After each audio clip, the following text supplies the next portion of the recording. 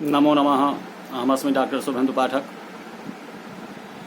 अंशकालिक सहायक प्राचार्य दर्शन पूर्णिमा राम प्रताप संस्कृत महाविद्यालय बेगनी दरभंगा। प्रियांशु छात्र, इससे पूर्व की कक्षा में हमने आप लोगों को बुद्धेः किंग लक्षणम कतिविधा चौसा के संबंध में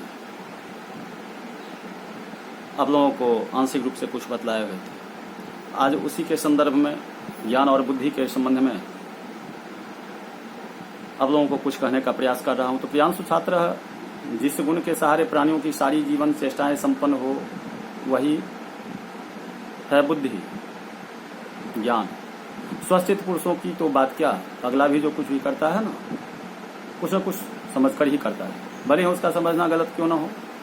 मनुष्य ही नहीं, कीट पतंग सभी प्राणी जो भी कुछ करते हैं कुछ न कुछ समझ करके ही करते हैं। उसी समझने का नाम है बुद्धि, ज्ञान इत्यादि।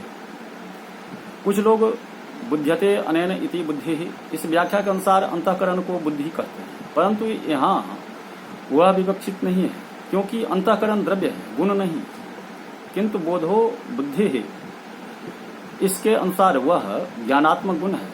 प्राचीन पदार्थ शास्त्रियों ने इसे आत्मा का गुण माना है। इस संबंध में उन लोगों की युक्ति यह है कि जो किसी भी वस्तु को समझता है उसे उस विषय में इच्छा होती है, फिर भीतर में ही प्रयत्न होता है, अनंतर उसके सहारे बाहर शरीर में चेष्टा होती है। इच्छा, यत्न आदि आत्मा के गुण हैं, अतः ज्ञान भी उसी को होना चाहिए। कुछ लोगों का मत यह है कि ज्ञान यदि आत्मा के गुण नहीं है, अंतःकरण के धर्म है, किंतु यह समुचित इसलिए नहीं कि किसी भी वस्तु का स्वरूप प्रतीत और वाक्य प्रयोग के आधार पर ही निर्णीत होता है। मैं इस बात को जानता हूं, मैं इसे नहीं जानता। इस प्रकार ज्ञान तथा वाक्य प्रयोग अपामर साधारण सभी लोग किया करते हैं। मैं अपने को अर्थात आत्मा को ही कहा जाता है।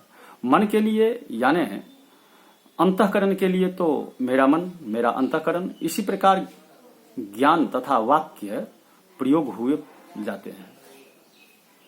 जबकि मैं जानता हूं इसी प्रकार ज्ञान एवं वाक्य प्रयोग होता है, तो मानना ही पड़ेगा कि ज्ञान मुझे अर्थात आत्मा को ही होता है। एतदतिरिक्त प्राचीनों ने भी यह भी युक्ति इसी संबंध में बतलाई है कि एक काल में बहुत ज्ञान न होने के कारण मन या अंतःकरण अच्छित क्षुद्र अनुपरिणाम है। यह मानना होगा गुण वही प्रत्यक्ष किया जा सकता है जिसके आधार पर में महत्व हो। यही कारण है कि पार्थिव परमाणु का रूप तो नहीं देखा जा सकता, किंतु घड़े का रूप देखा जाता है। अब यदि ज्ञान अंतःकरण का गुण हो तो उसका कोई प्रत्यक्ष नहीं कर पाएगा, किंतु सभी लोग ऐसा समझते हैं कि मैं समझता हूं, मैं जानता हूं इत्यादि। अतः ज्ञान आत्मा का ही गुण होगा। शरीर के अंदर पुरीतत नामक नारी से बाहर जब मन आत्मा से जुड़ता है तो ज्ञान गुण संपन्न होता है, क्योंकि ज्ञान मात्र के प्रति आत्मन संयोग एवं त्वंगमन संयोग कारण होते हैं। यही कारण है कि गाढ़ निद्रावस्था सुषुप्ति अवस्था में ज्ञान नहीं उत्पन्न होता, क्योंकि पुरीतत नामक नारी त्वक से रहित होती है। सुषुप्ति काल में ज्ञान इसलिए नहीं माना जाता कि ज्ञान कभी निर्विषयक नहीं होता। यदि सुषुप्ति में ज्ञान होता तो सोकर उठने के बाद लोग विषय का स्मरण करते, किंतु करते नहीं। अतः मानना होगा कि सुषुप्ति काल में ज्ञान नहीं होता। कुछ लोगों का कहना है कि मैं खूब सोया, इस प्रकार स्मरणात्मक ज्ञान लोगों को होता है और स्मरण बिना अनुभव का नहीं होता। अतः मानना होगा कि सुषुप्ति काल में अन्य विषयों का अनुभव भले ही न हो, किंतु सुषुप्ति स्वरूप अवस्था का अनुभव अवश्य होता है। किंतु यह बात इसलिए सही नहीं कि मनुष्य जागने पर मैं खूब सोया, इसके साथ साथ कुछ नहीं समझा। यह भी समझता एवं कहता है यदि सुषुप्त को समझ होती तो मैं कुछ नहीं समझा, इस प्रकार पीछे वह कैसे समझता। रही बात यह कि मैं खूब सोया, यह स्मरण कैसे होता, क्योंकि बिना अनुभव का स्मरण हो तो होता नहीं। इसका उत्तर यह है कि जागरण काल में जो मैं खूब सोया यह ज्ञान होता है, वह स्मरण नहीं अपितु अपनी शारीरिक एवं मानसिक अवस्था को देखकर उसके आधार पर वह अनुमान किया जाता है। अनुमान में विशिष्ट रूप से पूर्वानुभव की आवश्यकता नहीं होती। ज्ञान की स्थिति के संबंध में प्राच्य पदार्थ शास्त्रियों का यह मत है कि ज्ञान जिस क्षण में उत्पन्न होता है उससे तीसरे क्षण में वह मरता है।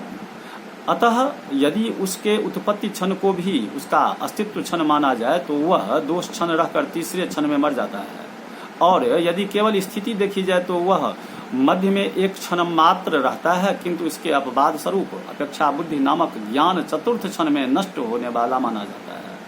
इसका कारण यह है कि ऐसा न मानने पर ये 2 हैं। इस प्रकार 2 द्रव्यों का प्रत्यक्ष नहीं हो सकेगा, क्योंकि प्रथम क्षण में यह एक है और यह एक इस प्रकार अपेक्षा बुद्धि होगी। द्वितीय क्षण में उन 2 वस्तुओं में द्वितीय नाम की संख्या उत्पन्न होगी। तृतीय क्षण में द्वितीय के धर्म द्वितीयत्व का ज्ञान होगा और अपेक्षा बुद्धि मरेगी। इसका फल यह होगा कि द्वित्व के ज्ञान में ही द्वितीय मर जाएगा, फिर परक्षण में ये 2 हैं। इस प्रकार द्वितीय विशिष्ट द्रव्य का प्रत्यक्ष नहीं हो सकेगा, क्योंकि प्रत्यक्ष कभी अवर्तमान वस्तु का नहीं होता।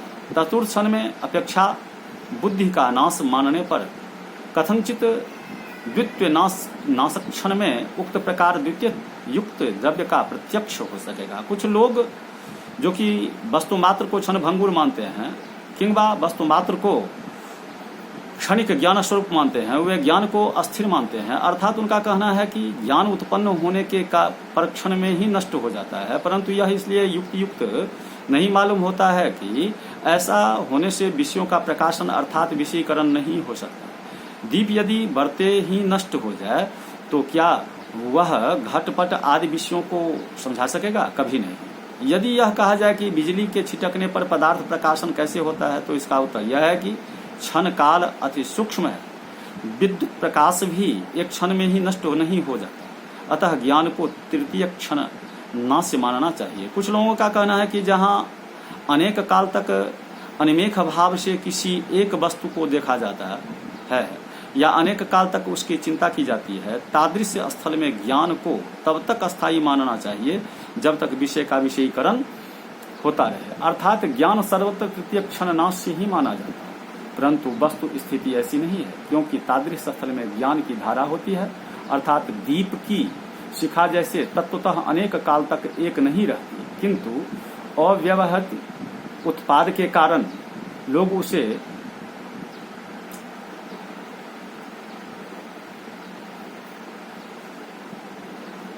दीप की शिखा जैसे तत्व अनेक काल तक एक नहीं रहते, किंतु अविरत उत्पाद के कारण लोग उसे अनेक काल स्थायी समझते हैं। इसी प्रकार कहीं धारावाहिक कारण से धारावाहिक ज्ञानोत्पाद होता है, जिसे लोग एक ही ज्ञान मान बैठते हैं। ज्ञान का नाश कैसे होता है, उसका नाशक कौन है? इसके उत्तर में प्राच्य पदार्थ शास्त्रियों का कहना है कि आत्मा और आकाश के विशेष गुणों का यह स्वभाव है कि अपने व्यवहारिक परिवर्ती योग्य विशेष गुण से उनका नाश होता है।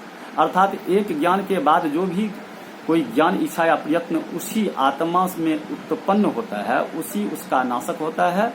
जैसे किसी फूल का मुझे ज्ञान हुआ और उसके ठीक परक्षण में यदि उसकी इच्छा हुई तो उस इच्छा से वह पूर्ववर्ती ज्ञान नष्ट हो जाता है। फिर इच्छा के परक्षण में जब उसे पाने के लिए प्रयत्न उत्पन्न होता है तो उस प्रयत्न से वह इच्छा मारी जाती है। इसी प्रकार यत्न के अनंतर जो ज्ञान इच्छा आदि कोई योग्य आत्म विशेष गुण उत्पन्न होता है, उससे वह प्रयत्न मरता है। इसी प्रकार सर्वत्र समझना चाहिए।